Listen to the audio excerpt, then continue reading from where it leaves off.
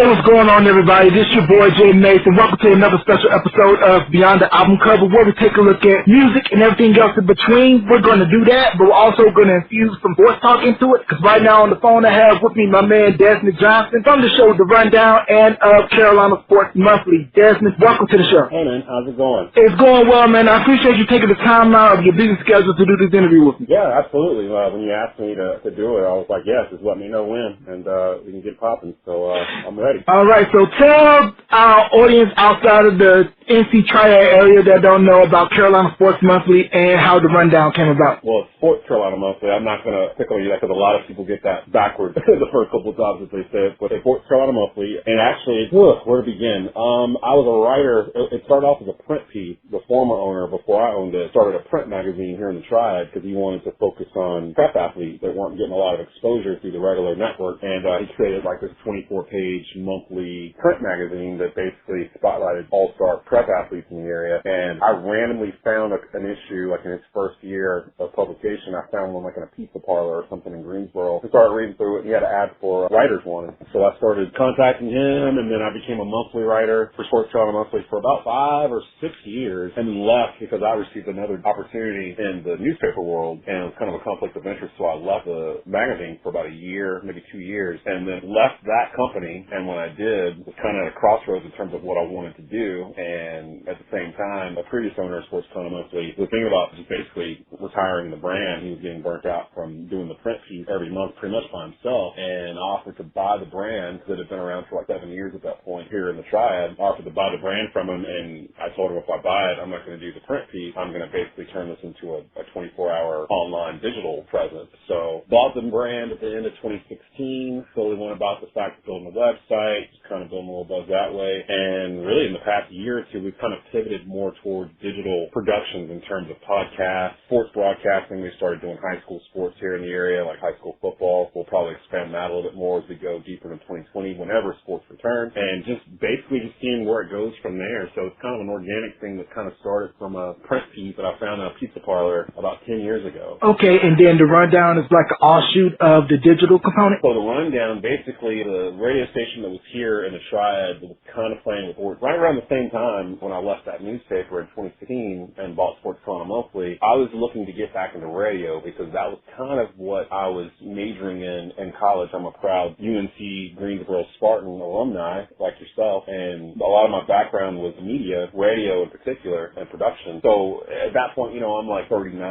I'm trying to figure out, what exactly do I want to do? Maybe I should use this degree that I've been, spending kind of pay for the past like decade or whatever, and actually use it for what it was for, and approach the local radio station here, pitched an idea to them to do a Saturday morning kind of a recap type show of sports that happened over the course of the week, because they had no local presence on during the weekend. And the Rundown was born about 2 years ago here on WSJS Sports Hub Triad. We were originally on 10 to 11 a.m. every Saturday morning. After our 1-year anniversary, we expanded later that summer, last year 2 hours, so it was from 10 a.m. to 12 noon every Saturday morning. And then here in November, due to budget cuts and other things, the station began to trim down, and I was the programming director there actually for about a year and a half, and my position was eliminated. And with that, the Rundown was taken off the air, but I owned the rights to it, so it came with me. And since then, we've been able to put it online in a digital format, which is basically the way I wanted it to begin with, to kind of make it more broader than just North Carolina sports. So right now, with no sports, there's no official schedule for Rundown. There's a new episode every week, but we do have some stuff planned here that we might be able to talk about later on in this episode in terms of what me and the fellows are doing for the Rundown. Right, and for those of you that are outside of the NC listening area, the Triad consisted of Greensboro, Winston-Salem, and High Point, where I spent a good 5 years of my life. Like you stated earlier, Des,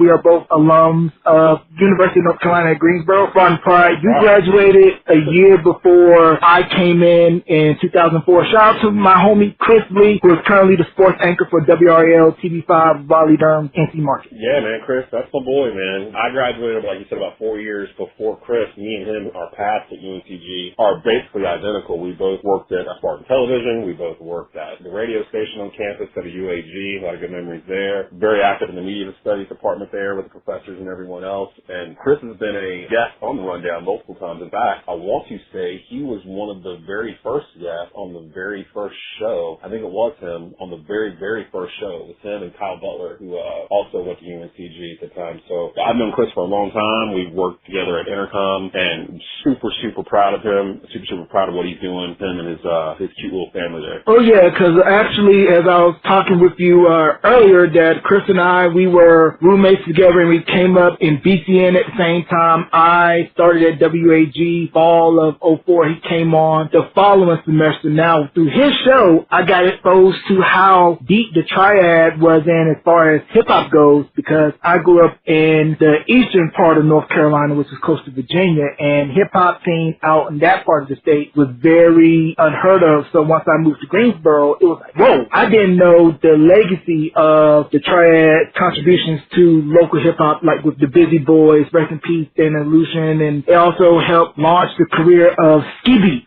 Yeah, I'm so glad you mentioned my boy Dana. Rest in peace, Dana Lucci.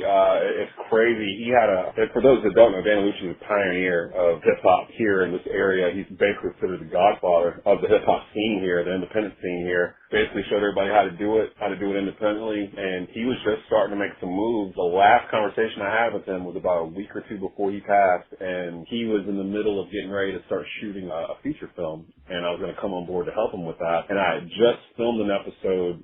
He had an online show called Hip Hop Star, where he basically was spotlighting independent hip-hop acts here in the Triad or in North Carolina. Shout out to Country Red. And I had recorded an episode with him with her, but it'll never see the light of day. It was never edited out before he passed. It's somewhere in the archives out there for some of the stuff he had. But yeah, I mean, he exposed me to independent hip-hop here in Greensboro, the mid to late 90s with his group Pittstalkers. Shout out to Solinsky and all those guys. A couple of them are no longer with. R.I.P. to Ocean Bass as well. But that group, you mentioned the Busy Boys, who Dana was with in the 80s and kind of created stuff with. They kind of spawned the next generation, which was me and my people and all the DJs, all the hip-hop artists that kind of came out in the 90s, early 2000s from this area. They basically are a branch of the Dana Lucci family tree, and we still miss him, man. It still hurts. He was one of the ones that didn't need to leave early, so, you know, we're still kind of mourning about his passing. Yeah, because I have a friend of mine, actually. Shout out to my boy, CJ. He used to dance with the Busy Boys when he was a kid. I got a chance to check him out doing a dinner theater show out in Pigeon Forge, Tennessee, a couple of months back. Wow. Great guy. Can sing his butt off, dance his butt off, and while I was actually at that show, I ended up running into Mr. Rozzy. Oh, wow, yeah. Shout out to Mr. Rozzy and out there. Man, there's a lot of talent right here in North Carolina. It actually surprised me that a lot of it never got out. A lot of the talent here in North Carolina, like from my generation, I'm 42, so I lived like golden era hip hop is the entire decade of the 90s, from like 91 till about 2001. For me, that was the peak. That was when hip hop got to the point where it infiltrated everything mainstream like never before. It made it cool to be a part of it. And I don't know if we'll ever get back to that level again, where there was so much diversity and so much like subconscious worth like towards each other, like in it, because we're not in that place right now in hip hop. I don't know what to do to get that back, but it was a beautiful time growing up in that era and being, you know, in high school when Death Row started, when Bad Boy started, when Wu-Tang started. Like, I mean, like I grew up on this stuff and was at an age where I'm cognizant enough to remember how important it was when it came out. And now I feel like sometimes the history is being washed away because the current generation that's out right now that are quote unquote hip hop stars aren't necessarily paying homage to what came before them. And I get that to a degree because we didn't do that as much at first, but eventually you get to an age when you realize, hey, you know, Tribe Called Quest and De La and all these other guys, they did this first, and before them, Kumo D and the Treasure Street and all these guys, they did this before them, and it's like you kind of start to realize the history of it all, and I don't know if that's there yet with today's current generation of hip-hop stars. Right, and I felt the one person out of the triad during that period that could have broken out, should have, was Gav Beats. because he had this record called She's Got It that Prince would play on his radio show a whole lot that got mentioned, and it was good to see T-Wizzy out with the Hamiltons doing this thing and really showcasing his talent. No Gavin too. Like I know Gavin from back when I remember sitting in we used to call it a frat house. It was me and four of the guys. We were renting a house on Finley Avenue, like across the street from Greenfield campus. So basically it was a party house. People would be coming in and out all times of the day, all times of night. The weekends were ridiculous. At the time, one of my roommates, Caleb Falls, we had a group called Livewire that was mainly a production rap type group type thing, and we had a full blown studio in that house that the kid would put together with rebate checks from semesters. Like he would get a check at the end of each semester that was the extra from after-paying classes and books and everything. And he would go take that $2,500 or whatever and go straight to the musician store and buy an MPC or buy a normalizer or something, some kind of gear, and just semester by semester, you just started building the studio. We would have people come through, man, and do stuff, and Gab would come through. I remember way back, like I grew up with this guy, Jason Stewart, who was with Gavin at the time. He goes by the name of Juice Jones now. He was just on a station out in California like last week, so he's still trying to do his thing. But I was introduced to Gavin by Stu. I mean, this was way back when Gav was just doing everything on like a basic Casio keyboard and just pounding out snares and drums, and they'd always be off center. Like his bass would be super loud and like nothing's mixed right, but you can hear the music in it. And to see where he was then, this is like 2001 probably. Yeah, somewhere 2001, 2002, to see where he was there to where he is now, because he's still making music. I check his Instagram videos and stuff all the time. He's still out there putting in work. He's just advanced so much over the past 2 decades that it's pretty cool to say that, I knew him when he was still learning like the rest of us was. And I always felt that, in my personal opinion, that North Carolina always was in competition with what's going on in New York and in Atlanta, because since we're the middleway in between both states, we couldn't really find our own footing in terms of sound. But it's good to see now with the likes of DaBaby, J. Cole, Rhapsody pretty much putting NC hip-hop on the map. And one of the forefathers of North Carolina hip-hop is the trio based out of Raleigh, North Carolina, Fonte, Ninth Wonder, Big Pooh, Little Brother. So tell me about your thoughts when you first heard Little Brother when The Listening dropped along with the Chitlin Circuit mixtape. Oh, man. First time I heard Little Brother would have been back in college, probably about 01, 02, on some sort of mixtape. It was probably The Listening, actually. And the thing that drew me to it first was that I found out that Ninth Wonder was using Fruity Loops to make his beats with as I was listening, because I was a producer, so I could listen to a beat and picture how it was made, because I was so used to being in certain programs and how to sequence things and quantize and that kind of stuff. I'm listening to The Listening, and it's this weird kind of drawn out organ with this weird snap and snare and kick, and I could kind of see it on a grid, in Fruity Loops, how he made it. So that drew me in. And then a couple years down the road, my roommate, his ex-wife, actually went to school with Fonte. He went to school at Page here in Greensboro High School, and Ninth went to school at Glenn here in my hometown in Kernersville, and was from Southside Winston. So they were more local than I thought. And then they got their big deal signed at the Minstrel Show. I think that was 05 maybe. And yeah, Minstrel Show was 05. Yeah, so right there in that pocket where Little Brother is a good example of what I think real North Carolina hip hop was during that time, because they were kind of a mix of Outkast meets Tribe Called Quest, where the content they were talking about was very clear, precise, very socially conscious. The beats they were selecting were soulful. Ninth had a real ear for picking samples. I don't know, they just encompassed what I felt the pure hip hop in North Carolina was at that time. And the group I was in, we basically sounded like Little Brother listening to their older stuff. We based on the same disc, same type of beat and everything else. Unfortunately, I don't think we'll ever see Little Brother in that same lineup again. It sounds like Pooh and Fonte have made up. They just put out an album late last year, but Ninth wasn't with them. Read some interviews that, Ninth hasn't really given any, but Fonte and Pooh have basically said that, they're done asking for Ninth to come back. I don't know exactly what the fallout was regarding that, but it almost sounds like Ninth thought he was bigger than Little Brother, or grew bigger than Little Brother, didn't want to go back, and then would try to give him beats they weren't feeling. They'd want to use different producers. He wasn't feeling that. So in the end, they were just you know what, we're just going to start this over from scratch and get our own producers or whatever. So that vibe and that feeling that they had early 2000s with Ninth on the board, I don't know if that's going to ever come back. Never say never, but as it stands right now, I don't think it's likely that we'll see the three of them together Brother again? Because listening to interviews with Fonte that he did with Jamel Hill, and of course he did a stint on Questlove Supreme with Questlove, it kind of seemed like their issues were kind of similar to the issues that Tribe had, and they're definitely an offshoot of that Native Tongues era Tribe,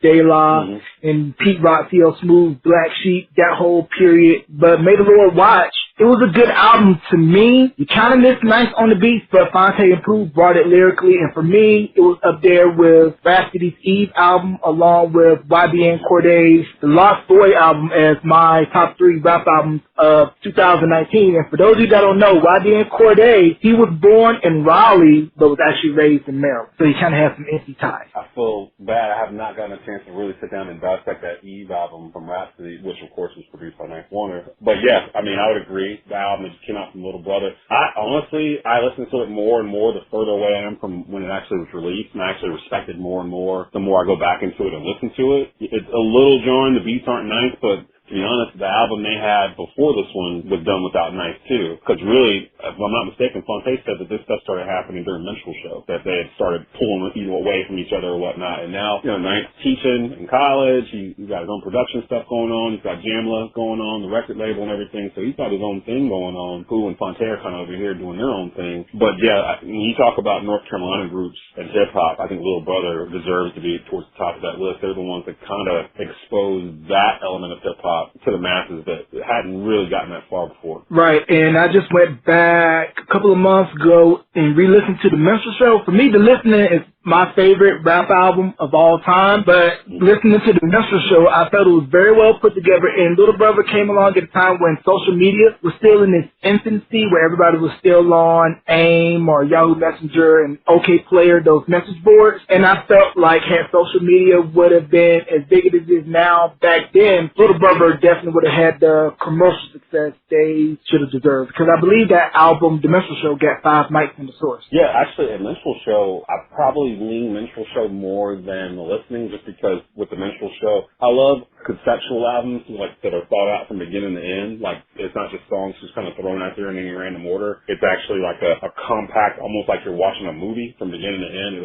tells a whole story. And Minstrel Show does that in a certain way. It kind of pokes fun at what we think of selves as Black Americans, out to the masses. But then it also makes fun of the fact that we're selling ourselves out the same way, hence the title Minstrel Show. And Nice was in his bag on that CD in terms of the production. Slow It Down is probably one of my favorite Little Brother songs ever, and it's probably because of the beat. What he did to that sample and flipped it, I could literally throw it on and play it 5 times back to back to back. So, I mean, and there's a couple songs like that on that project. Yeah, Minstrel Show's up there with me, definitely. Because I like that whole album as a whole, because I like to listen from top to bottom. The skit, hilarious. The Fifth and Fashion sketch. I was like, why in the world you have to make fun of my area of North Carolina? I'm not from Ahoskie, but I'm like an hour and 30 minutes away from Ahoskie. So a lot of people tend to have this view of northeastern North Carolina, pretty much 252 area, as being country, rural, and backwards, not as sophisticated. So I kind of took a little slight jab at that, and then I was speaking to my wife, was telling her that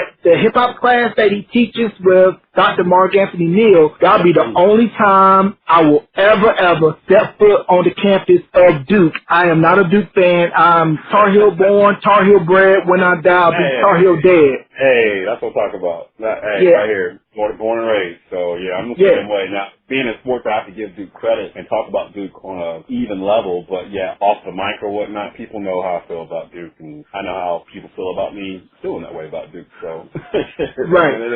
Well, at least for Carolina this year, no tournament. And you could pretty much put that season in the rearview mirror now. Speaking of one of the greatest basketball players to ever don the Carolina Blue, Michael Jeffrey Jordan, The Last Dance has been capturing the nation's attention with millions of viewers, and the social media responses are hilarious. Tell me about the impact you think Michael Jordan has had not only in the basketball world, but musically, because, his shorts and his look adopted the hip-hop aesthetic, even though Jordan really didn't fully embrace hip-hop. Man, before Last Dance started, I went back and watched a couple of the documentaries that the director of The Last Dance did. Jason Harris. Jason Area, he did the documentary on the 85 Bears, the 30 for 30, and he did the 30 for 30, my favorite 30 for 30 of all time, which is the Fab Five. And in that documentary, towards the beginning, Jalen Rose and like Ray Jackson and Jimmy King, they're all talking about their first day of practice at Michigan, where they're trying to convince the coach to let them wear baggy shorts like Jordan wears. So this is 91, 92. So two of my favorite college basketball teams of all time aren't even North Carolina teams. They're the 1990 UNLV Running Rebels and the 91-92 Michigan Fab Five Wolverines because of what they meant to the culture. Like, yes, UNLV won. They beat the brakes off of everybody. And Michigan, yes, they didn't win a title or anything. I don't even think they won a Big Ten title, but they went to 2 Final Fours. But they're so much bigger than what they have in their hardware case. Like, most people, if they're around in that time, you can still name all 5 members of the Fab Five. But you probably can't name the 5 guys, and you're a Carolina fan, you probably can't name the starting 5 that played against them in the 1993 National Championship game, unless you're just diehard. No, I think the only person that I know of that started on that championship team was George Lynch, I believe. Yeah, let me see if I can try. I think it was George Lynch, Eric Montross, Derek Phelps was at the point, Brian Reese, and Donald Williams was a shooting guard. Hey, I did it pretty easily. Hey, did a good job on that. But most people can't. But most people can name the Fab Five, you know? Like, what they did, the bald head, the baggy shorts, the black socks, like, they were bringing street ball to the TV. It made some people uncomfortable. They were an extension of what UNLV was doing the 2 years before they arrived. Because UNLV was doing this, just not the same level as the Fab Five. UNLV was like this, but they were beating everybody. You know, they were like I remember during UNLV's run, their 2-year run, I remember especially that last year when Larry Johnson was a senior and Stacey Augmon was a senior and they were trying to win, they were on like a 38, 39 game win streak or something, and CBS would have them on every Saturday or Sunday. It'd be one of the 2 days they'd have a UNLV game on in the afternoon. And me and my boys would sit down and basically watch UNLV beat the ever-loving brakes off of whoever it was they were playing, 30 points, 40 points. And it was relentless. Like, it was just dunks and just embarrassment like for 2 hours, and we ate it up. We loved it being, 11, 12-year-old black kids going up in North Carolina to see this. And, these guys aren't wearing,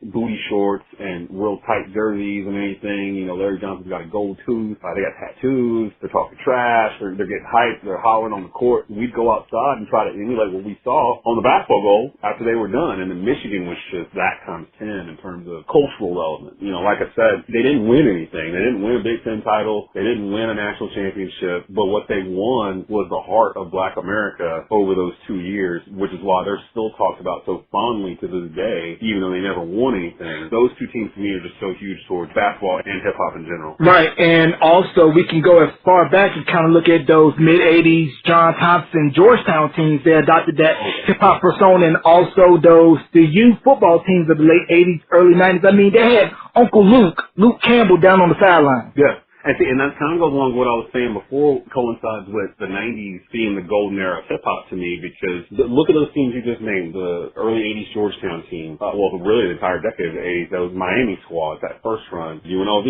Michigan. The one thing all 4 of those had in common was that at the time, America was trying to paint them as the bad guys, the villains. They were the man in black, They were the ones that we're not supposed to cheer for. And what ended up happening was that it almost turned into like an NWO, New World Order type thing, where, for those not familiar with wrestling or whatnot, but I think everybody knows what the NWO is at this point, they were supposed to be a villain group, but they were so cool that people started to cheer for them. So you have people cheering for the heels instead of booing them, and it made them even cooler as a result. And I think that's what happened with the Fab Five, with UNLV, especially in hindsight, and then like those Georgetown teams and others where they were treated one way at the time, but then looking back in it on history, we were really lucky to have a lot of that stuff out there. Right, and I think those Bad Boys Pistons teams don't get enough credit because they kind of adopted that tough hip-hop persona. I mean, you're from Detroit, gritty, grimy, and they got sandwiched right in between the Magic and Bird era of the 80s with Lakers Celtics, and then the coming of age of Jordan and those Bulls teams. And I think that those Pistons teams should be recognized for what they did. I think they get just enough credit. I hate the Pistons to this day because of that team. And a large part of it was, I can see what you're saying in terms of some of the parallels, but those Piston teams don't remind me of hip-hop at all. Actually, they kind of remind me of a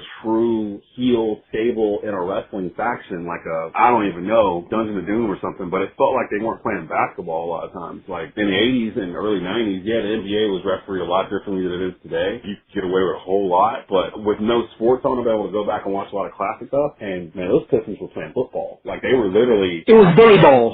Yeah, it was a dirty, not clean version of the game, and it wasn't very fluid. They get a lot of credit for being one of the better defensive teams ever, but it's easy to be a great defensive team if you're putting somebody on their ass every time they come through the lane and just taking the foul or grabbing somebody by the neck or, you know what I mean? Like, they just, I don't know. Like, I was talking to Rod Funderburk, he's one of my co-hosts on The Rundown, and we'll probably talk about this here soon on an episode, but this whole thing about should Isaiah Thomas been on the Dream Team or not, I've always looked at it like, no, he shouldn't have been on the Dream Team, because if he was in the Dream Team wouldn't have existed. Because if he was picked to be on that team, Jordan wouldn't have played, Pippen wouldn't have played, Magic Johnson wouldn't have played, Larry Bird wouldn't have played, and it would have been basically Isaiah Thomas, Clyde Drexler, and a couple other guys, maybe Patrick Ewing or whatever, but Isaiah wasn't going to be on that team. Like, there was no way for him to be on the team because of the personality he had. With Jordan and Pippen in particular, they did not want him on that team, and now they're coming out all saying now that no one ever said Isaiah can't be on the team or anything like that, but it was kind of understood, and a lot of people forget in terms of Isaiah and Magic, they had a falling out. They were good friends, but then they had a falling out after Magic announced he had HIV,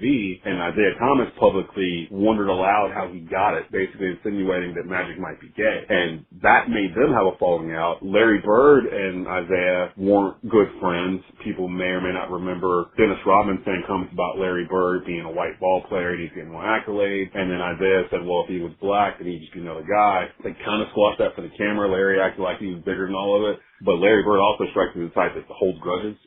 Like, yeah, just like Michael. So, right, exactly. Like, to this day, if you're watching The Last Dance, you can feel the vitriol between Michael Jordan and Isaiah Thomas, and you can also feel Isaiah Thomas kind of trying to back away from it all. Like, if I had known now what the backlash would have been back then, I would have done it differently. And Jordan's been like, oh, well, he's only saying that because he knows what it's like right now. Like, if this wasn't happening right now, he wouldn't be sorry for any of this stuff. You know, he called him an a-hole and everything else. So, I mean, they're still not cool. We wouldn't have had the greatest basketball team ever assembled if Isaiah Thomas had been selected for that team. So, I think it was a collective no, and because of that, I don't know if his career's tarnished. I mean, he's a two-time NBA champion, considered a top 10 point guard of all time, a Hall of Famer. I mean, it is what it is. He wasn't on that same level as Michael or Bird or Magic. And Zach Gordon dropped a diss track to Dwayne Wade over him getting robbed during this past slam dunk contest. It brought to mind to me, it was around 93 or 94. The NBA put out a CD called Best Kept Secrets, and you had NBA players of the day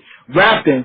You had Gary Payton, Dana Barrows, Cedric Ceballos, the late Malik Sealy, and actually Brian Shaw's rap wasn't half bad. And I think they need to bring that back. It was definitely better than Shaq's attempt, but hey, Shaq went double platinum off the Diesel album. I was gonna say, hey, Shaq got rid of him, man. Shaq can actually rap. He's going up against, well, with the last thing he's going up against Dame Lillard, and Dame can actually really rap. Like, he's actually, Dame got bars. Yeah, he can. Yeah, Dame better have bars. He's from Oakland. MC Hammer, Too Short. He better represent E40. Hey, people clown Hammer, man, but early Hammer used to go hard, man. Yeah. Like, Hammer fell on the floor so that we could have Drake. That's right. That's exactly right. If Hammer was in 2020, he'd be Drake, basically. Yeah, please, Hammer, don't hurt him. Hammer was the biggest, not just rap star, but biggest pop star in the world. If you went to a concert, you was getting a full show, dancing the whole work. But I think that was... but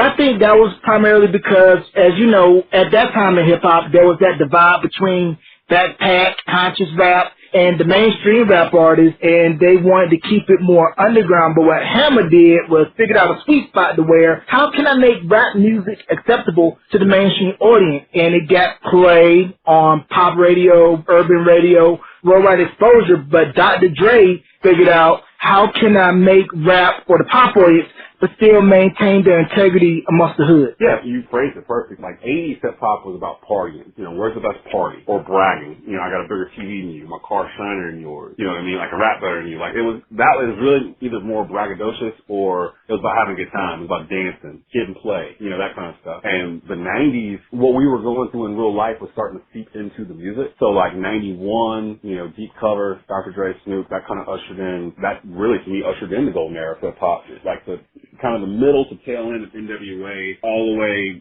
past that to Death Row and Bad Boy and all that stuff, East Coast, West Coast beef and everything. I'm a senior in high school in 96, you know, at the peak of all this. And like, I'm trying to figure out today, how big would this have gotten if social media existed in 95, 96 when Tupac and Biggie were beefing, or when Suge and Puff were beefing, or I can't even fathom it because back then it felt so huge. Like, I mean, Dan Rather's talking about this on the CBS Evening News, like when all of us only had 3 channels. All of us are mainly getting, back then we had a gatekeeper for hip hop. It was the Source, basically. Like, the Source told you what albums were hot, what albums were not good, what clothes to wear, what was garbage, who to listen to, what the lyrics were. Like, it literally was kind of our gatekeeper for the whole culture. And when that went away, along with like XXL and stuff like that, that's when you've seen the split in hip hop, where it used to be biting somebody's style was punishable by getting beat down. They would come find you. You sound like Rakim, you sound like Snoop, you sound like Q-Tip or whatever, you're jockeying somebody's style. Now it's kind of accepted to do that. So everybody sounds the same. Everybody uses auto-tune. Everybody uses the same 5 stripped down beats with the weak bass line and the simple little snap or whatnot. Everyone kind of went trap, and to me it kind of ruined what we had built for the 25 years before we got here. And I don't know exactly how it comes back the other way, because those traditional channels of being able to check what we're doing aren't there anymore. You don't have that gatekeeper to tell you this is a 4.5 mic album or this is a 3 mic album, and then for you to be able to debate that with your friends on whether or not they were right or wrong, or oftentimes not, they were right, and we don't have it anymore. So now we don't have anything to tell us if that Migos album is good, or if that Lil Baby album is bad, or whatever it might be. There's nothing singular out there that,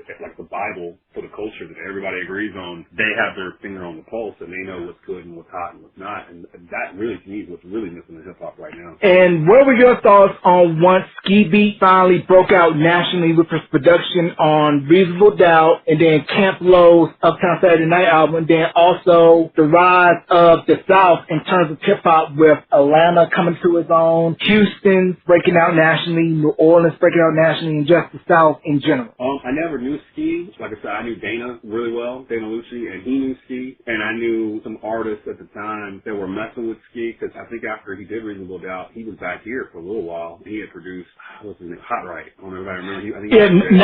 The Right Now joint, the Now City joint. Yeah. Now City. I think he came back here to Greensboro and started Now City, and Hot Right was like the first artist, and he had the joint that was playing on 102, and was building a bus, starting to do some shows, and I think he went to jail or something, and it kind of derailed the whole movement, and I don't know what Ski was doing after that, but yeah, especially Atlanta and Organized Noise, they're one of my favorite production groups of all time because of just using live instruments and being creative with what they do. Outkast, Goody Mob, and then later T.I., Ludacris, that whole movement down there really built up like what we see today in Southern hip-hop, but Outkast in particular, they are probably the biggest influence in terms of what I look for at a hip-hop group. Just off of, if you go and listen to Southern Playalistic Cadillac music and then go listen to Speaker Box of Love Below, like after it, and just hear the growth from beginning to end, they stayed true to themselves. They didn't let people change what they were going to be or how they looked or how they sounded, and ended up becoming the first, and I think the only rap group to win Album of the Year at the Grammys. I don't think it's been done since they did it, and I don't think it was done before they did it either. So yeah,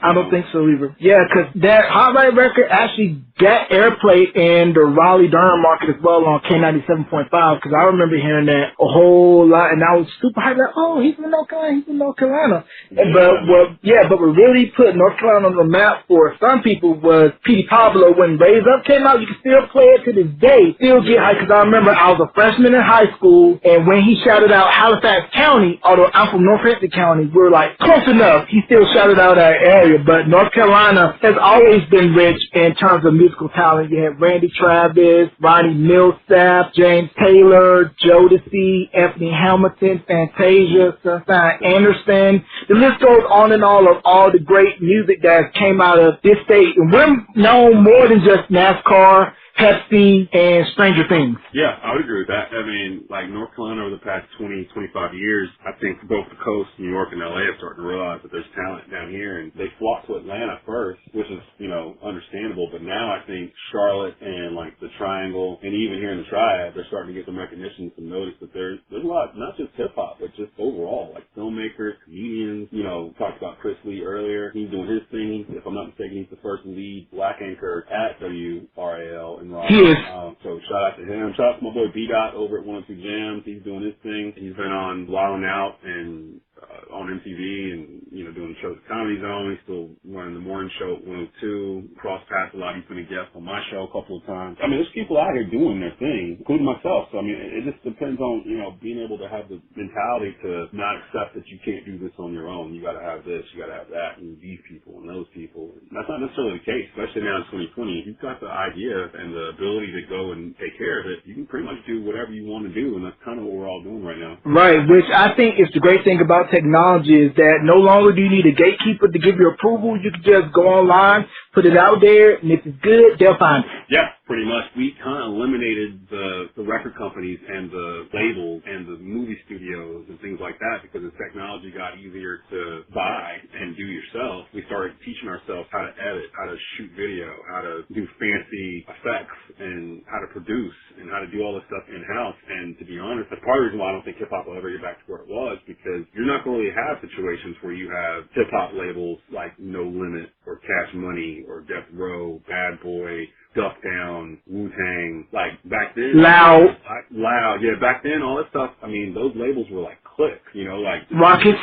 Right, this label would have this imprint underneath it. It was Rockefeller. It was like all of them, like underneath this imprint, but that imprint's under Def Jam. Or Bad Boys under Arista, Death Row's under Interscope. And now that model doesn't exist anymore because we kind of took the middleman out. Like, we don't need the labels or the movie studios or whatever anymore to get our content out to people. We can literally shoot a movie, put it on YouTube, promote it ourselves, and the money comes back to us. Instead of us getting 5%, we're getting 50%. It changed the model, but it also flooded the market. It made it where anybody could be a rapper, anybody could be a director, anybody could be a producer, and it watered down the product a little bit too, I think. Right, because that's how Issa Rae got her start. She had a web series on YouTube, Awkward Black Girl, and that pretty much led to her breakout HBO series of Insecure, which I'm a huge fan of. Yeah, my wife watches it. I haven't had a chance to check it out, but I'm a big Issa Rae fan. Anybody that's out here doing, regardless of black, white, whoever, anybody's out here doing this on their own, I'm a big fan of brand builders, people that build their own brand. Like whether it's whatever it is you're doing, if people can attest that that is something that that person does well, or if someone says sports talk or something like that, the first thing they think of is me, then my job is being done. Like, those are the people I respect, the people that can basically go out and build their own brand across multiple platforms, multiple genres, and be known for certain things that they do. Issa Rae is fantastic doing that. So tell me a little bit about Chinese chicken with ketchup with Showdown, Your Baby Daddy. Showdown's another 102 Jams alumni from here. For those who don't know, they're the only hip-hop station in the area, the only 100,000 watt station in the area that plays hip-hop music exclusively. And I worked there 2007, 2008. I was an account executive for them. It was one of the first real jobs I had out of college. And was only there for about a year or so and then left. But my buddy over there, Kevin Chaos, always told me that, once you're Jams family for life, pretty much, no matter how long you've worked here. And he's right. Like, I can run across, like, VDOT. Like, we used to do remotes together back in 2007. Didn't see him for, like, a decade. Run back into him, it's like we just saw each other in the break room yesterday. It's like one of Chris Lee. Like, we never really crossed paths at Jams because he was the morning producer of the morning show at that time with Kyle Centillion, who's up in Chicago right now, and my homegirl Africa and all them. He was with them as a producer, and I would come in and be a sales rep. So I was not really on that side of the building that often, but we had a connection because we both went to UNCG and went through the same stuff. And then after I left, we still kept in touch. I mean, I'm like that with a lot of people over there, and I'm super grateful for that. It's one of my favorite jobs I ever had because of it. Showdown was one of the DJs over there. We've worked together before. I used to run a hip-hop online radio station called Second Floor Basement Radio for about 8 years that played just classic hip-hop and independent hip-hop from North Carolina. And Showdown would send me mix shows that he would do called Chinese Chicken with Ketchup. It's just like an hour-long, classic kind of 90s hip-hop mix show. And I would run them on Saturdays. When I shut down that radio station to pursue some other interests, I just kept in touch with Show. And now he's doing Show is just like what I was talking about. He's got his own web series he started on YouTube that Amazon Prime just picked up called 85 Central. It's like a cop detective type show that he produces, he directs it. He's got a team with him shooting it and everything. It's really good. And I approached him when all this stuff happened with coronavirus because for my website at sportscoronamonster.com, I was looking for something else to keep traffic coming to the site. And I'd already thought about expanding the site to beyond sports and making it more like the Ringer, Bill Simmons' website that just got snatched up by Spotify, where, yeah, they're a sports-centric station, or not station, but website, But they also talk music, they talk fashion, they talk television, movies, they entertainment, pop culture. They kind of do all of that. And that's where I was wanting to take Sports Corner Monthly next in 2020. So I reached out to Show to see what he was up to. And he mentioned he was going to be doing Chinese chicken with ketchup again. And I was like, yeah, we'd love to put it on our Facebook page every Friday and just promote it that way. It's promotion for you, promotion for us, to get some traffic, and keep your name out there. And he was with it. So, bless him, he was with it. So it's a 12-part series. It comes on every Friday at noon on the Sports Corner Monthly Facebook page. And it's just pure, unadulterated 90s hip-hop hosted by Showdown Beat. And, man, it's good. It's really good. It's good stuff. I've listened to it, and shout out to my boy CJ Riddick and DJ Earn of Smash City Radio 102 Jams. Play some music, Earn. They told me plenty of stories about Showdown. Hilarious. There's this video on YouTube of Showdown. He's at this nightclub and he falls off the stage. I play it every time to get a good laugh in. But I used to kind of frequent the studios with Chris when he was interning at the Wild Out at 102 with Africa, Cap J, B-Dot, and Cal. And I was over in the adjacent studio at 97.1 QMG with Buster Brown, and he was over there. So I was kind of familiar with it. And the good thing about 102 for me that I always appreciated, that Brian Douglas knows talent. Because pretty much everybody that came in at 102 has gone on to do bigger things. You mentioned Cal Centillion out of Chicago at GCI. Mm-hmm. I think Africa's out in Detroit. B-Dot she actually just came back here. She just came back home. She was in Miami, I think, last. And then QMG had a opening for middays, and she decided to come back home. So she's back here now, I believe. Yeah.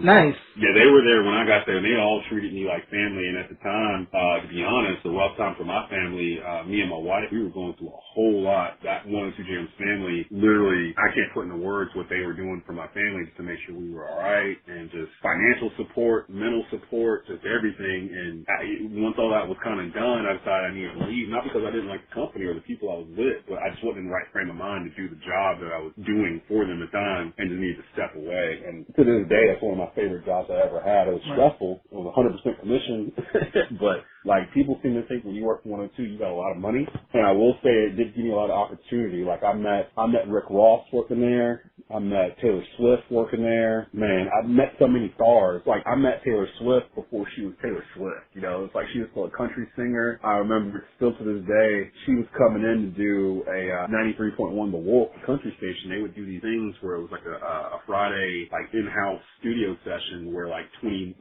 like, call-in winners would get to come in and sit with, like, an artist that would do, like, a 5 or 8 song set for them in the back of Intercom Studios. And that week it was Taylor Swift. And back then, this was before her and Kanye, before she blew up to be this pop star. She was a struggling, just got signed, 16, 17-year-old country singer. And I remember me and my man Kevin Chaos, we were sitting in our cubicles or whatever, getting ready for our day, and she came walking in with her manager, kind of like a bodyguard, and it was super windy outside that day. Like, the wind was blowing like 50, 60 miles an hour, and we were joking that if somebody opened the door, somebody needed to hold on to her, because she was going to get sucked out of the door, because she literally, like, she weighed 70 pounds. Like, she literally looked like nothing but just bone. Like, she was so skinny. And it's funny that from there to where she is now, where she's one of the top, not country singers, but top singers, like, in the world, and knowing that, I've shook her hand before, like, I've been in the same room with her before and had a conversation with her before. That all came from 102 at Intercom, and Brian Douglas, you're right, man. He just retired, actually, a couple months ago. Oh, wow. Yeah, he ushered in a lot of talent through all those Intercom stations over here in the Triad. He's a really good dude. He really is. Definitely a legend. He also, by the times of Wale Coyote, Big Top Money, and Morgan McKenzie, who I believe just recently got put out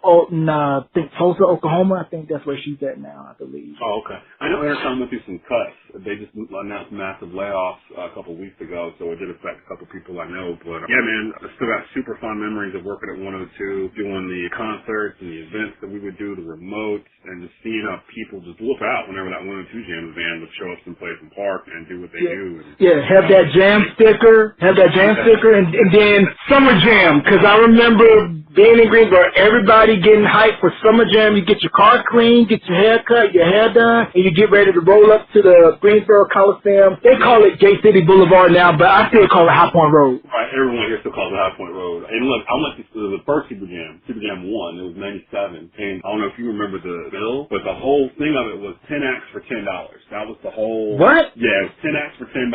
So, like, you would pay $10, and it was pretty much any seat in the house, and you could watch Super Jam, and they don't even do Super Jam anymore. They stopped it a couple of years ago. That first Super Jam, Bone was the headliner. So Bone Thugs and Harmony was the headliner. It had Lost Boys, Outkast, Lil' Kim and Junior Mafia. I think Drew Hill was supposed to be there, but they didn't show up at the last minute. Akinyele, SWV, forgetting somebody, but like it was crazy. For $10. Yeah, and it was crazy bill. And this is 97. You're seeing Little Kim and Junior Mafia in 97. Or you're seeing Outkast in 97, like when AC Aliens just came out. Like, wow. Bone when they dropped that double CD in 97, Art of War, whatever it was. This would have been in between. So, yeah, because I remember they were playing songs we hadn't heard yet that were going to be on that album at Super Jam. So we were hearing new stuff 2 months before it came out. It was a good time. It was a really good time. Well, and, like, they went downhill really after Super Jam 2 or 3. The quality of artists they were able to get to come in there became lower and lower. But that first Super Jam set it off. I mean, Outkast is like a middle of the show act, on this bill. It was ridiculous. So crazy. $10. Crazy. $10, man. Crazy. Just reminds me that from a lot of the older heads that grew up in the area, they told me that was when Super Jam and A&T's Homecoming was lit. Now, 2 quick points I want to get you on out of here. What you got coming up next on the rundown, and how do you feel about the blurring of lines between sport, pop culture with the likes of podcasts that what Jamel Hill is doing with Unbothered, the Knuckleheads, Quentin Richardson, Darius Miles, Jalen Jacoby, and Bomani Jones? To start with the rundown, what we're doing for the entire month of May, we are launching a 64-team greatest NFL team ever bracket, where basically we have seeded out 64 teams, all 52 Super Bowl winners, plus like 8 at-large teams that did not win the Super Bowl but could be considered like the 2007 New England Patriots, that kind of thing. We just completed our show on the 1 seeds. We selected 1 seeds for this bracket, or for this tournament, and it ended up being the 1985 Chicago Bears, the 92 Dallas Cowboys, the 89 49ers, and the 1978 Pittsburgh Steelers. Those are the 4 1 seeds. And that's important because the way this bracket goes, when they meet each other in a contest, the rules in that contest will be based on whoever the higher seed is. So like the 85 Bears take on the 99 Rams somewhere along the way, they'll play it underneath 1985 rules instead of 1999 rules, which is a huge difference in terms of figuring out who's going to win this game or who isn't. Because the older farther back it is, you can toss a wide receiver into the third row of the stands if you wanted to and not get a penalty for it. It's different. There's a lot of figuring out to do with this, and it's going to be a month-long event. We're going to have myself, Brandon Blakey from The Rundown, and Rod Funderburk from The Rundown, along with some other media personalities and people that I mess with. They're going to be judging the first couple of rounds and passing teams through. Me, Brandon, and Rod will do probably Elite Eight, Final Four, and the championship game, and we'll try to crown who the greatest NFL team is of all time from it. So we're doing that in May to kind of get our sport whistles wet, so to speak. Your second question about music and sports and stuff kind of crossing over with each other, I think it's a natural progression. We've been doing this now for really as long as hip-hop's been around. It seeps into the culture slowly at first, but now it's like it's the #1 music genre in the world. And it's only 40 years old, and I think a lot of people thought it would be a fad, it wouldn't last. And right now we might be seeing it kind of break up into separate genres or whatnot, but I think it was just natural. All those people you named, like Jamel Hill, myself, and others, we grew up in hip-hop. We don't know anything else. So like to put together something on our own, it's probably going to have hip-hop elements in it because that's what we've lived. That's all we know. Like I'm 42, so like I'm as old as hip-hop itself. Like I don't know anything else but hip-hop. So like everything, I'm not like a street dude or anything like that. I've never pretended to be a thug or nothing like that, but I know hip-hop. I know what I grew up on. I know I've been listening to for 42 years, and I know what makes me happy, what makes me sad, what can move me, what can take me back to 1995 in a second. You know, like that. Only hip-hop can really do that, and I think it's a natural progression. I think you'll see more and more of it as you see like corporations start to put it in. Like you see ESPN whenever they're running a music bed on SportsCenter or something. You know, 8 times out of 10 it's a hip-hop type of bed they're running underneath it because they know what the audience wants. When I was producing Sports Talk show here in the Triad the past year or so, for Sports Talk Triad, the average listener age is about my age, 35 to 55-year-olds, and they grew up in that pocket of time. So for music that's coming out of breaks or whatnot, I'd make sure to play something like classic hip-hop because I knew whether you were black, white, male, female, whatever, if you're 40 years old or whatnot, and I throw on, you know, Pete Rock and CL Smooth, they reminisce over you. As soon as that beat drops, it's going to take you back to a skating rink or something that was going on in 1991 that you remember, like you fondly remember it. You equate it to a cookout or a family reunion or whatever. So like I was making sure to play stuff that people would resonate with when I dropped it. I wanted it to be like a reaction like when I dropped this. Like I haven't heard that in 15 years. Or, oh man, this was my song when it was at you, that kind of feeling. And I don't really know if you get that from any other genre. So I think you're going to see it continue and get even bigger. We're actually talking about doing a weekly hip-hop podcast for Sports Corner Monthly that just deals with classic 90s hip-hop and kind of going through, like, who are the best labels back then, the best groups, who was the best lyricist, the best producer, and that kind of thing. So we're in the initial talks of doing that and putting that together. We'll probably have a couple episodes of that probably by June, I would think. But, yeah, I mean, I think it's just seeping into everything, and it's not going away anytime soon. Yeah, I agree, and I forgot to mention All the Smoke with Matt Barnes and Steven Jackson, and the pioneer of merging sports and hip-hop, I think, was the late, great Stuart Scott. And then we also got to give a big shout out to Stephen A. Smith, who has ties to the Triad, played basketball at Winston-Salem State University under the leadership of Clarence Big House Gaines. Yeah, man, Stuart Scott is probably my biggest influence ever in terms of media and blending sports and hip-hop culture together. He did it in a way that it didn't sound forced. Like, once he realized he could just talk the way he wanted to, he's the one that taught me to be yourself. Like, don't try to sound like somebody else or try to emulate somebody else's show or their vocal patterns or what they say, like they're saying. Be you. If you're good at what you do, people will come to you. One of my teachers in high school said something to me that I've always kept with me really throughout the rest of my life, and it was that you know you're good at whatever it is you do when you can reach people you weren't trying to initially reach. And I've always kept that with me. Like, if you just do what you're supposed to be doing, or if it's a good product, people will find you.